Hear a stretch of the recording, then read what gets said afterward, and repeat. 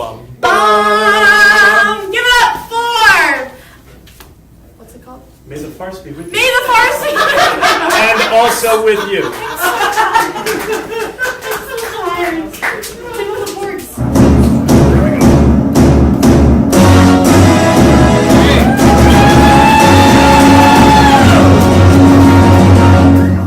Thank you, Chad. You're welcome, Tim. Chad Dutton, everyone, on the keys. He'll be joining us to provide musical accompaniment as we celebrate Star Wars through comedy. How many people here in the audience of the three of you are Star Wars fans? Woo! Awesome, that's great. How many people online? Let me hear you cheer. Online. Oh, listen to them. Wow. I heard that. All of them. I am a Star Wars fan. I'm a fan of porgs. Actually, my mother, who thinks that this whole porg thing is really weird, and she's right. She's like, "Do you really like porgs that much?" And I said, "Actually, I like liking porgs that much." Because it's obnoxious and weird. We have several presenters for you here today that are going to share their love of Star Wars with you. And I want to start with somebody who is a fearless company member, has done many, many great things here this weekend. We'll do many, many more great things this weekend, and that is why we are so grateful to have him here to present his thoughts on Star Wars. Please, welcome to the stage, Duck Washington.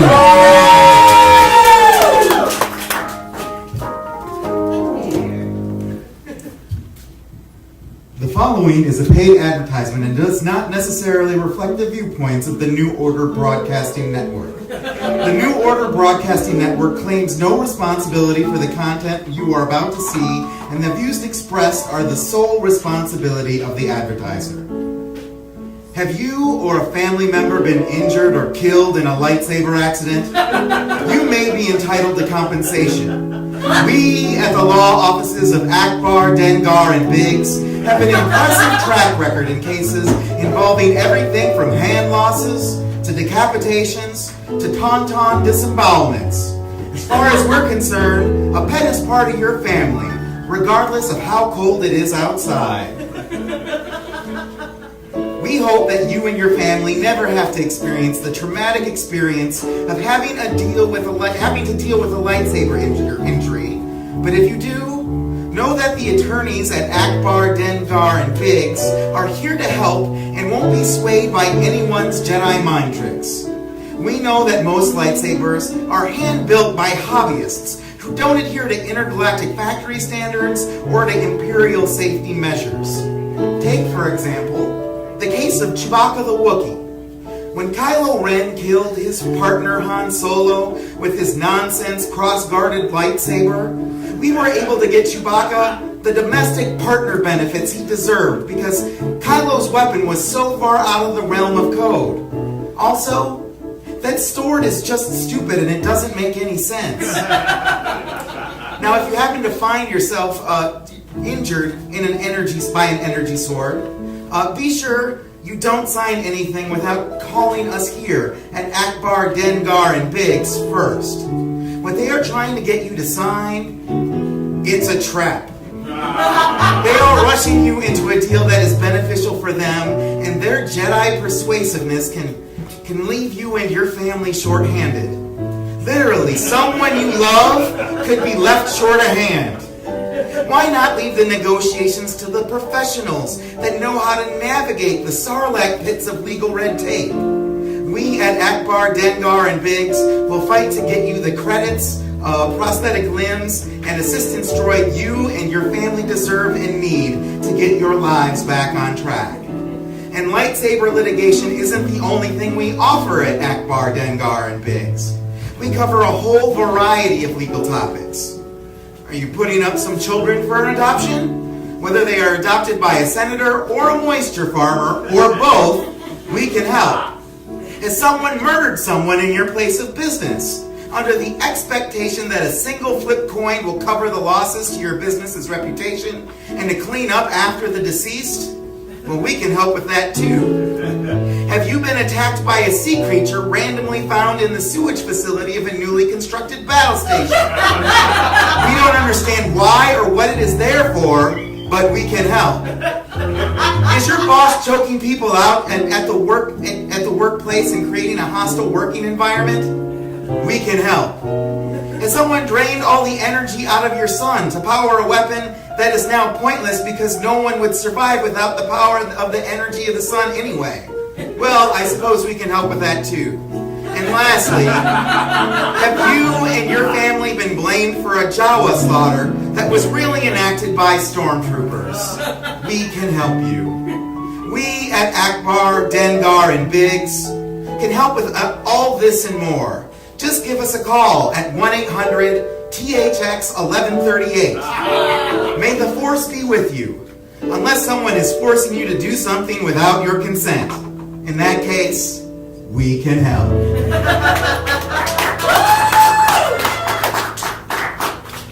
I think that was really helpful. It's always, Yes.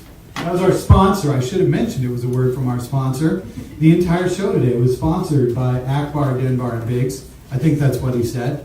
Yes. Dengar, thank you. Thank you for the correction from the audience. He's got a diaper on his head. It is a porg. It's not a diaper. It's a lovely pork. It's a porg. It's a porg. He's talking about Dengar. Oh, Yeah, Dengar. Dengar has a diaper on his Dengar has a diaper. I don't have a diaper on my head. All right, now what I'm going to do is I'm going to vamp for a moment while we bring down the screen. No, we don't need the screen. I'm actually going. You're going. Al Just fresco today. al fresco today. I'm excited. I can't wait to see what that's like. So we're not going to do the screen. We're just going to introduce our next presenter. Please put your hands together for the Reverend Matt Casson.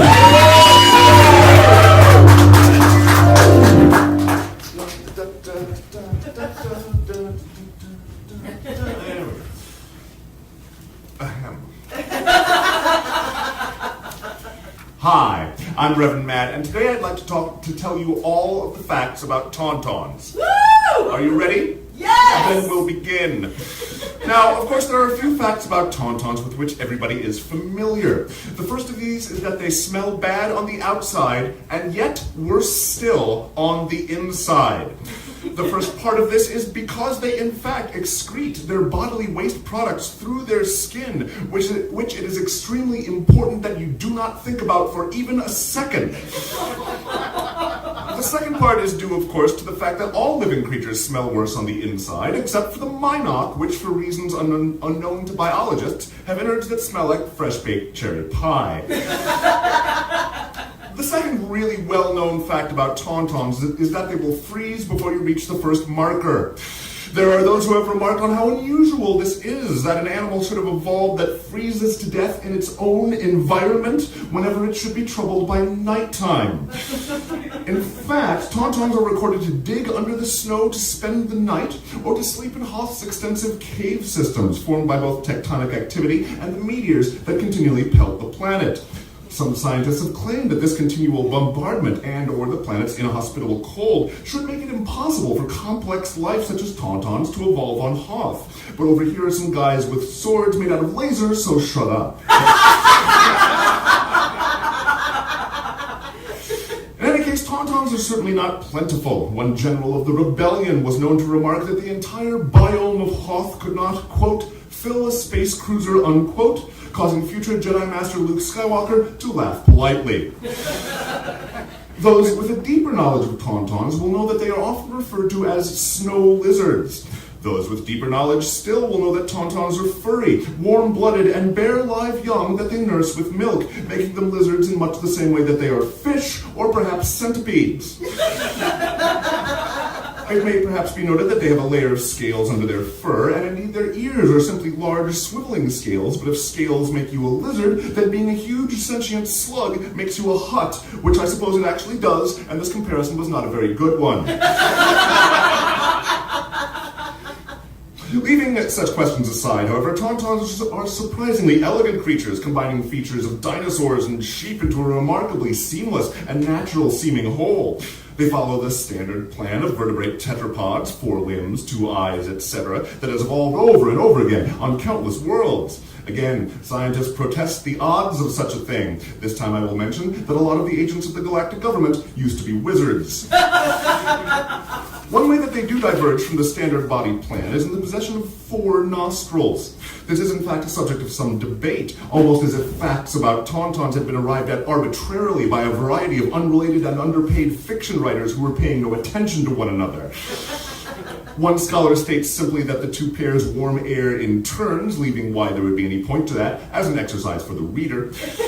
Another states that the larger pair breathes during periods of physical exertion, but at other times they seal up, and the smaller filtered pair takes over, removing debris from the airstream. Sure, you bet. Other facts about tauntauns include that they look like this, Okay. only bigger. They make an amazing hamburglar sort of noise.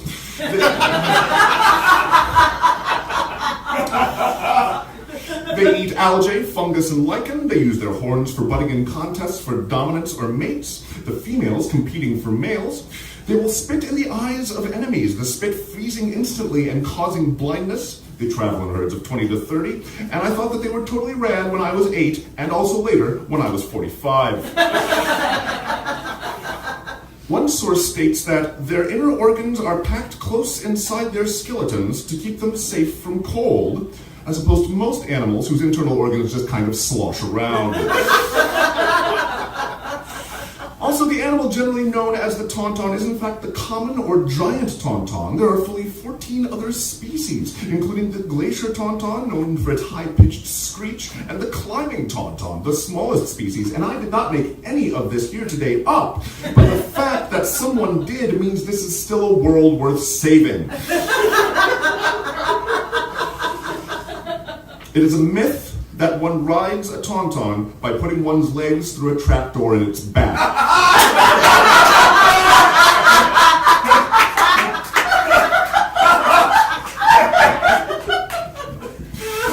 But this does bring us to the riding of tauntauns, which was of course perfected by the Rebel Alliance 3 years after the Battle of Yavin, unless that's been retconned. Using only females so they would have no males to fight over, it is nevertheless reported that they were seen as ornery creatures, as though this were unusual behavior when you walk up to a wild animal and climb onto its back. They were nevertheless regarded as superior mounts to Hoth's other large life form, the wampa, which were more hostile, and also riding on them looked completely ridiculous. Nevertheless, praise is due to these noble beasts for their vital role in the struggle to overthrow the Galactic Empire, a regime so brutal, hateful, and authoritarian that it is incredible that it should have been reborn just a few decades later in the form of the Trump president, the First Order. The First Order. Sorry. If only fighting off fascism over and over again always had tauntauns. Thank you. The very tall Reverend Matt Cousin. Everyone, let's hear it. Another round of applause. That was very, very educational. And I know more about tauntauns now than I have to honestly say, cared about tauntauns before. Poor boy. No, I own that. I got to tell you, Star Wars came out in 1977. I'm sure many of you know that. In 1977, I was 10 years old. I'm sure many of you did not know that. You thought I was probably much older than that in 1977. But I have to tell you that I found the trailer for that film so terrifying that I did not watch it until about 5 months after it came out in theaters. And everybody was like, oh my God, that movie's incredible. I'm like, it looks really scary. It looks really scary. And they're like, it's not scary. It's just really cool. I'm like, I don't know. It looks really scary. And then I went and I bought every single Star Wars toy ever. And then at some point I grew up and my parents got rid of them, and that's why I'm not wealthy. So with that sad story, it's time for a fantastic musical performance. And for a fantastic musical performance about Star Wars, there is no person I could call up other than Kyle Decker. Let's hear Kyle. All right, so last year I became affiliated with a character in the Solo movie called Third Scissor Punch. He's a lobster man. And I wrote a song called Third Scissor Punch set to the B-52's Rock Lobster. And then I realized I could write more songs to B-52s since I have the vocal range of the lead singer of the B-52s. there's not much of a range, that's a joke. It's another song. I'm going to run out of iconic B-52 songs after today. And here we go. You'll recognize it.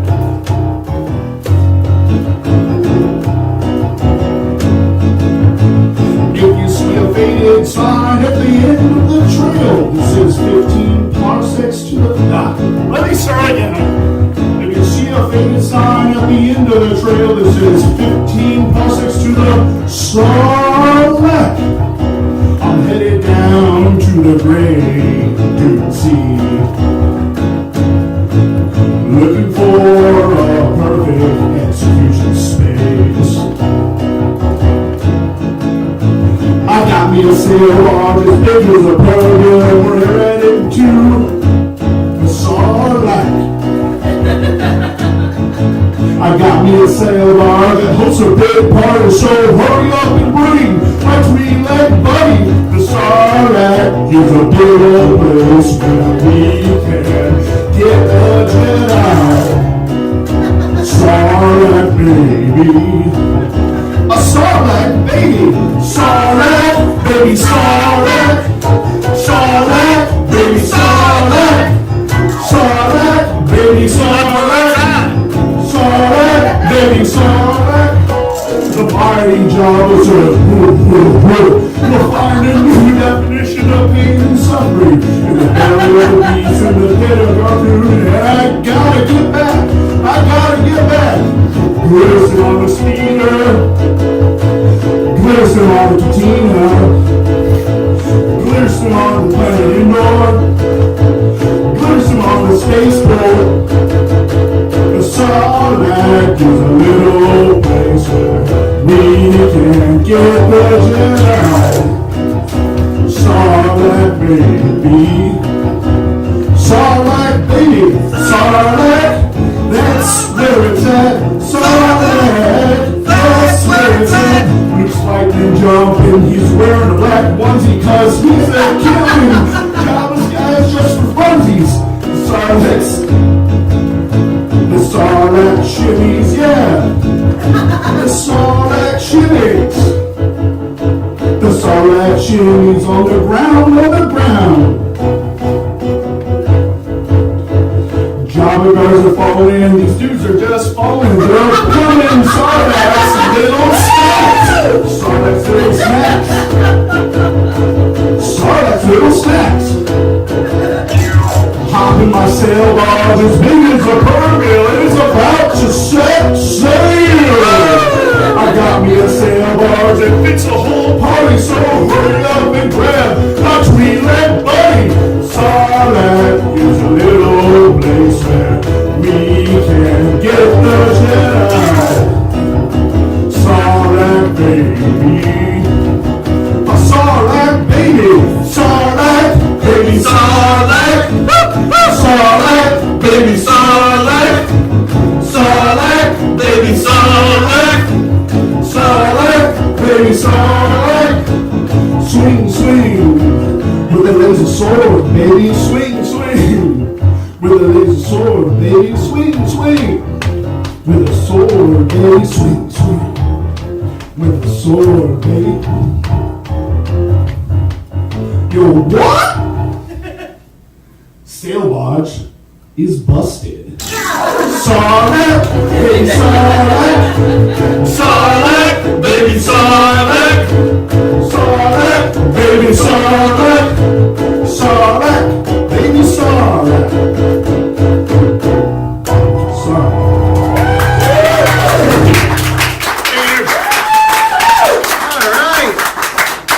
Kyle Decker. That was some seriously deep Tatooine cuts you had going on.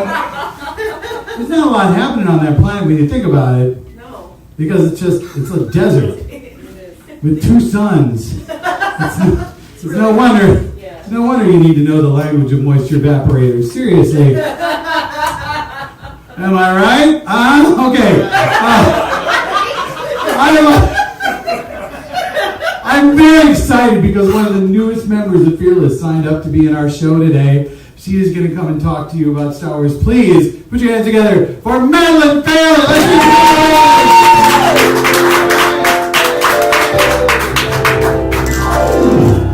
Let's Hello, everyone. I apologize for my voice. I wish I could say I was just working on my Darth Vader impression, but I'm just sick. It's much less fun.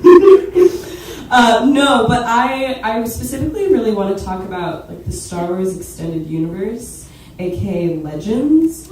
Okay, thank you, everyone. And now I know that like people are just as big nerds as me and have been for a long time. The problem I have is like when you call something a legend, it's like I already had that in my childhood. It was Legends of the Hidden Temple, and like the idea that I could grow past 5'2".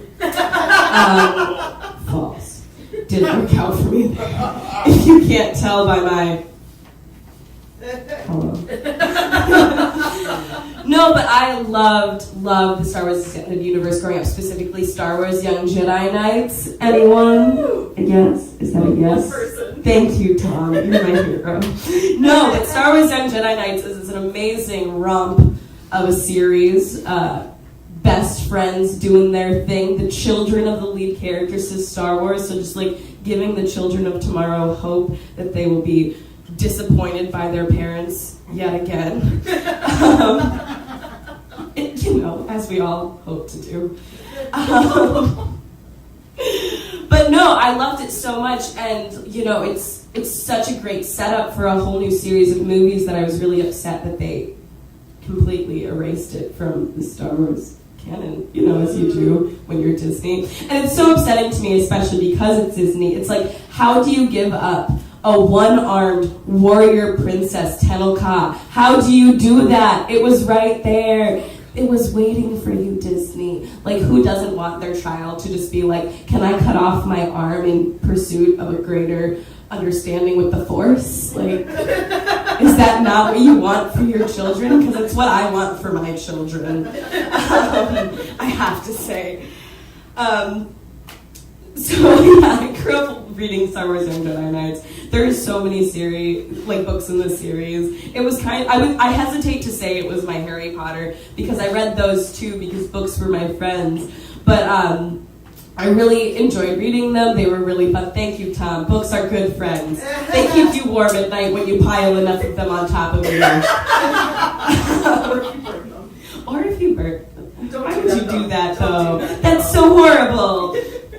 Jason and Jaina don't deserve that. Also, I would like to note that I'm such a big fan of this series, but I have never learned how to say like Jaina's. Is it Jaina? Is it Jaina? Is it Jaina? I don't know. That last one would be kind of unfortunate. It would be very unfortunate. Like, I know how to pronounce Jason, but why? What happened on that half of the twin spectrum? Is like Jessica not like a Force appropriate name? Are people like in Star Wars not allowed to have normal names? Is that the law? Well, that doesn't explain Luke. I know, and there's also Anakin like just pops up again. They're just like, we'll throw a normal one in there, and then I don't know if this is probably a spoiler for people if you haven't read Legends, quote unquote. But like Anakin dies in a fiery crash when he's like 17, fighting for the good guys, and it's such a great like. Well, it's not great. I should pause there. I'm sorry, Anakin Skywalker too. Anakin Solo, whatever. But like Anakin, it was such a beautiful thing. Like he was hearing the voices of the past, and he was like, "No, I must move forward. I must be a good guy." And then he freaking dies. It's such a beautiful and horrible ending. Like, there was so much there for Disney to work with. Don't get me wrong, I love Daisy Ridley. I love Daisy Ridley so much. Like, I have a thing about, like, brunette, badass ladies because I like to pretend I am one. And she's awesome. Great. Finn, Poe, yes. They're all gay for each other. I want it. Keep going. Yes. Force love. Get together. Draw each other closer to a triangle of magic. But I do have much bitterness. Like, it's just, there's so much there. There's a more annoying droid than C-3PO and MTD. Little translator buddy. Laubaka, Chewbacca's son, could have... Oh, not son. Oh, my God. Who am I? His nephew. God. Fake nerd girl. Would have been a great continuation of that series of love. And there's like the bad boys, the nerdy boys, the everything boys, and then more importantly, Tettlecott. Can we get back to warrior princess, one arm, Jedi Knight? It's amazing. And the last thing I want to say on this is that growing up, I didn't have a crush on any of my teachers. But God, if I did not have a massive, massive, boner for Luke Skywalker teaching these young ones. He was like the fulfillment of that dream, of that new hope, if you will. And on that note, I'm out. Thank Alan, keep going. She does a great job. It's funny how she's like, I'm so relieved that there are fellow nerds out there. It's like, I'm wearing a porn onesie and a porn hat. I'm right here. We are so numb to it. How did you not tell there were nerds already? You've been wearing it all year since the last time you put it on. We're numb to it. You watched the Super Bowl again.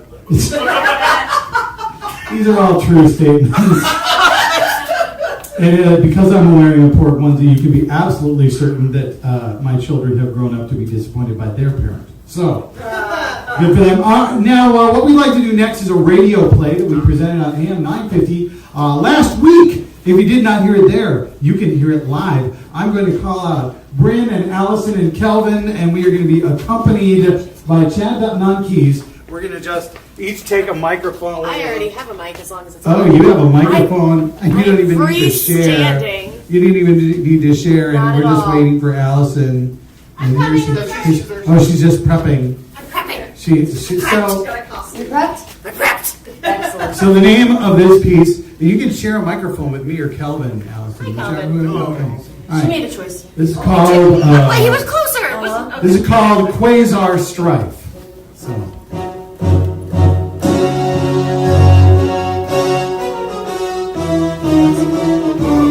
Welcome back to Quasar Strife, our weekly serial chronicling the adventures of a Luck Atmosphere Strider, who's being taught the ways of the mass times acceleration by Dobie Om Kambabi. Along the way, Luck meets Fan Incognito and their co-pilot, Masticate Borka. Last week, Fan Incognito was placed in a silicon chilling enclosure by the sinister aristocrat of the Sitch, Mean Bad Guy. Place Captain Incognito in the silicon chilling chamber. This wasn't part of our agreement. I am altering the agreement, Dr. Balriskian. You should be very hopeful not to choose to make any further alterations to the agreement.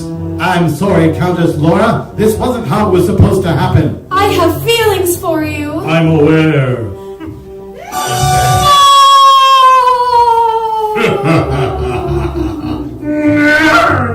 But at that moment, Luck Atmosphere Strider was speeding across the galaxy in his M-Wing with his trusty droid Y1273P.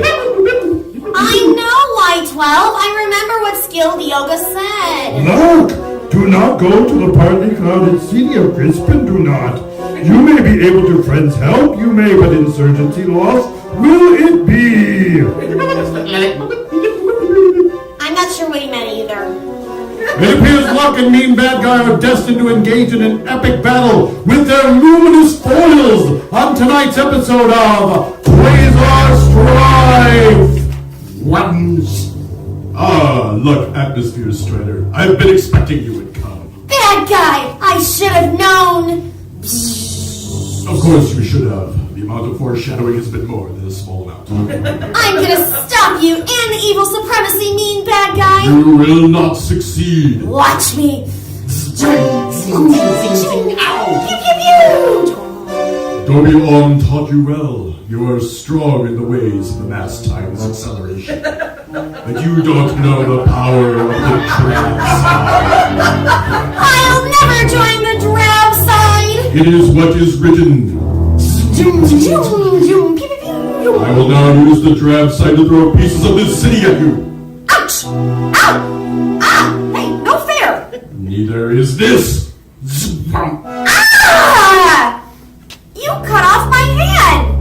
The one with my luminous foil in it too! Why would you do that? I told you the drab side was powerful. That has nothing to do with the drab side. That's just plain dirty. You threw big chunks of metal at me with your mind and then cut off my hand. Are you always this whiny? I think I can whine a little when I just got my hand chopped off, okay?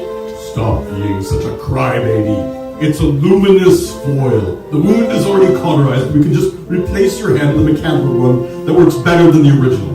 I should know. Almost all my entire body has been replaced. But I liked that We are getting off topic. Luke, tell me, did Dobby Om ever tell you what happened to your uncle? Dobby Om said that you killed him. No, Luck. I am your uncle. No! No, that's not true! That's impossible! Okay, hold it. That's enough. Excuse me. We're right in the middle of a dramatic moment. Search your emotions, Luck. You know what I tell you is accurate. No, you can't do this. This is Star Wars. I think you mean Quasar Strife. Those are just synonyms of Star and Wars. Even if we're spelling strife with a Y? Are you spelling strife with a Y? No, but that'd make it okay. No! You can't just use a bunch of synonyms and pretend it's a different story. I don't think that's what we're doing. Oh, really? What is mass times acceleration equivalent to? I never took math. Force! Force equals mass times acceleration. And mean bad guy? You weren't even trying with that one. Parity law says we only have to change 10%. This isn't parody. It's an homage. It's only barely that. Look, I was willing to give you a lot of leeway because, frankly, this is an audio play and hardly anyone listens to audio plays. This kind of thing doesn't really hurt our brand, especially not with your stupid lightsaber noises. I think you mean luminous foil. I mean lightsaber, and so do you. I find your lack of allegiance troubling. And I find your lack of James Earl Jones troubling. Did you think that by speaking in a lower register and occasionally making breathing noises, anyone was going to mistake you for Darth Vader? I can choke you with my mind. Go ahead and try it, mean bad guy. Seriously, that's the best you could come up with? Mean bad guy? Why didn't you call him the English translation of the German words, Dark Father? Oh, man! That would have been brilliant! Listen, Miss, Locust. My father is the head of Locust Cinema Studios, and we are going to be shutting you down. Right, Miss Locust, we only have 17 more weekly episodes. Don't you think you could... Hang on. Locust? Yes, my father is Gerald Locust. He created Star Wars. I may not be James Earl Jones, but I know who created Star Wars. Everyone does. It was Gerald Lucas. And George Lucas. That's what I said. It most definitely was not. Were you recording that? Prove it. Yes, we were recording it. We're on the radio. Literally dozens of people heard you say that. Careful, you don't want to overstate that. Fine. At least a dozen people heard you say that. Besides, we're recording it for rebroadcast at 3 a.m. on Wednesday. That's when our moms listen. Okay. My father didn't create Star Wars, but he did create Steer Wars, a parody of the original trilogy starring rodeo clowns. So you're not a representative of Lucasfilm. You can't shut us down. Technically, no, not unless one of your characters is a rodeo clown. And we can keep broadcasting until someone from Lucasfilm or Disney shows up and tells us to stop. Yes, you can. Then why are you even here? I want a part. You what? I want a part. I thought if I threatened you with a lawsuit, you might settle out of court and give me a part. Oh, why didn't you just say so? There's 3 of us trying to play every role and do all the sound effects. I noticed. Well, what part do you want? Can I be C-3PO? I think you mean E-I-E-I-P-O. Yes, that! Let's hear it.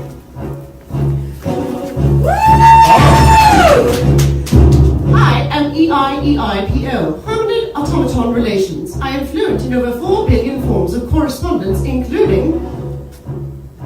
Oh, well, that's pretty good.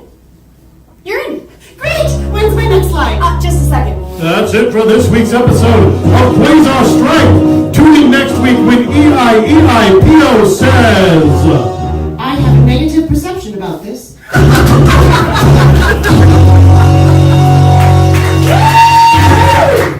Thank you.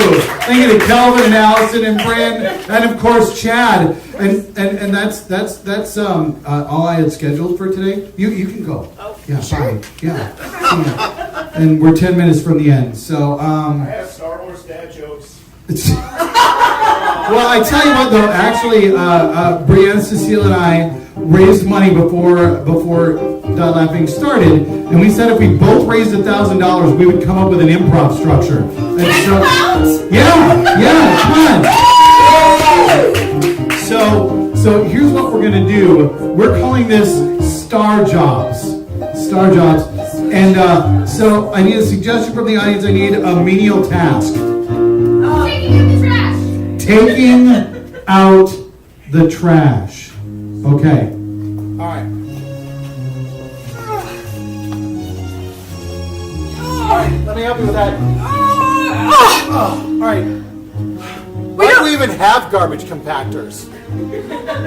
We have garbage compactors. We don't have biohazard disposal compactdo So this is radioactive?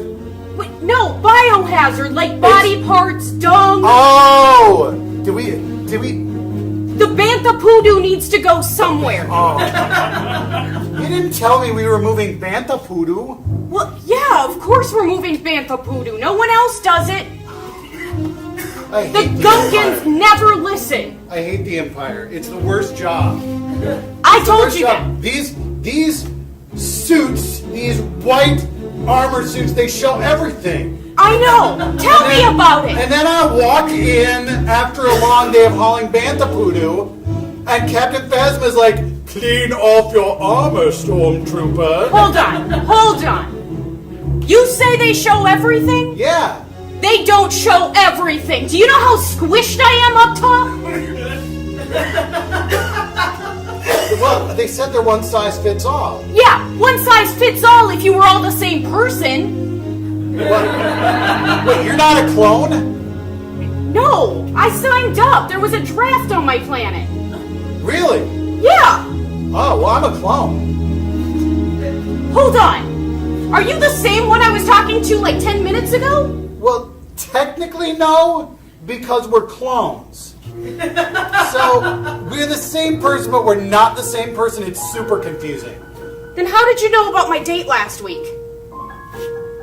Because you told another clone. We share memories. A hive mind of clones? Yeah. This changes everything. Number 5678421 is playing with himself right now. How do you know that? I don't know. I think it's the Force. I think we're all Force sensitive because I have a lot of Jango questions. Fett was Force sensitive. Who?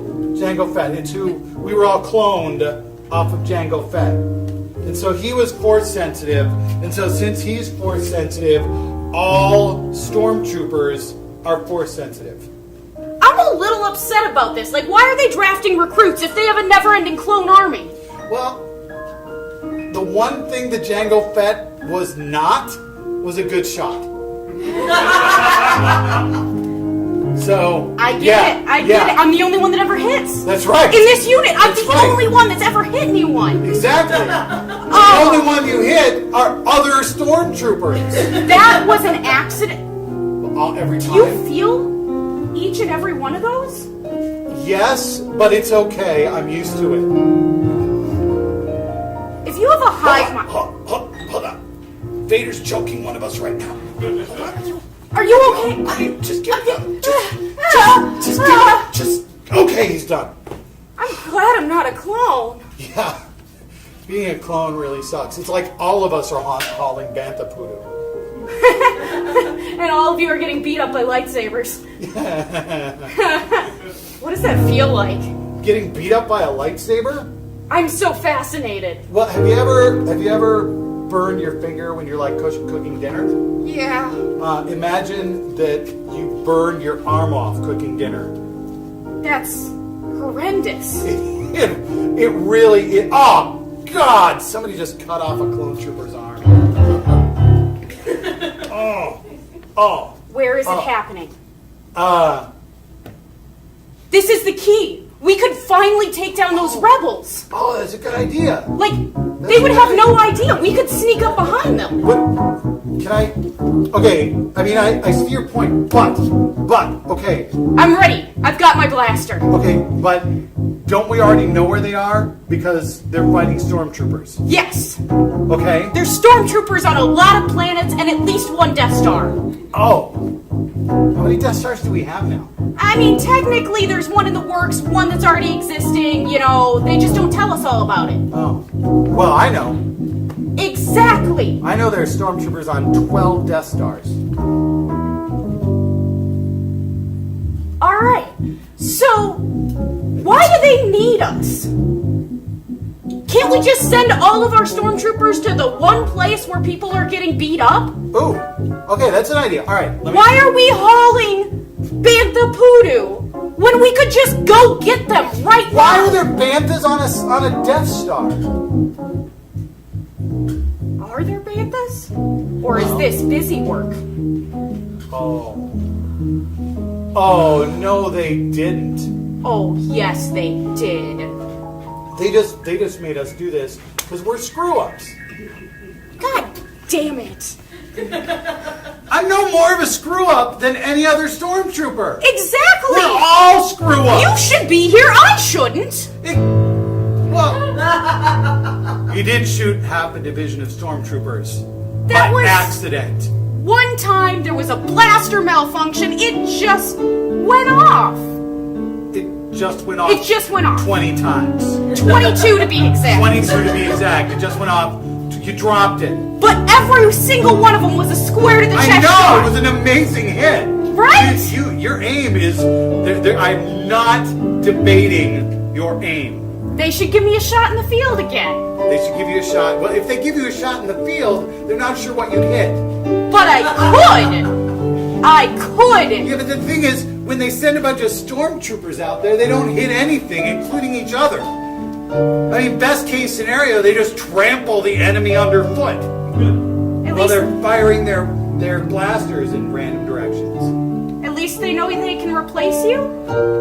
Yeah, well, that's one thing about being a clone. Do you have anything that's yours?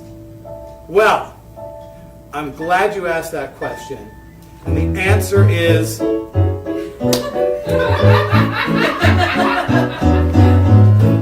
I have my own dance number. I'm excited. I'm a stormtrooper, look at me. I'm a stormtrooper, look at me.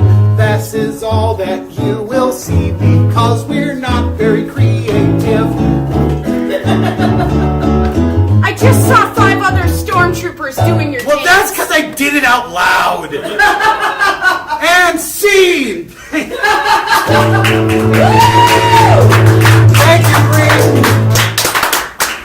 I didn't tell him to give us a blackout. I was just looking at the time, and we're almost done. So, thank you for anybody who is in the audience. Thank you if you're watching online. Let's hear it for the people online.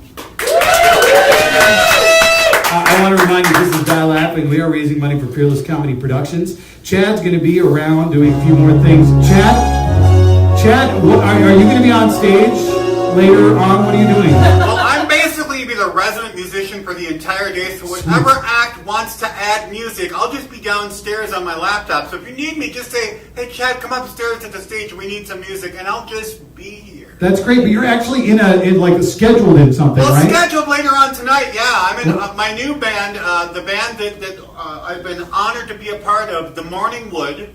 We're performing at 12:30 tonight, which is actually tomorrow morning, but it's tonight because it's 12:30, so it's confusing. Because it's technically the same day. It's technically tomorrow, but because it's still going right. You know, not counting for daylight savings because that's not, and then the fact that we're in this time zone, it's central minus plus 6, it's minus 6. So yeah, 12:30. 12.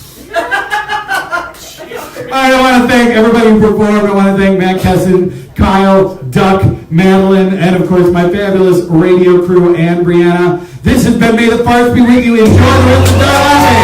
Bye, everybody.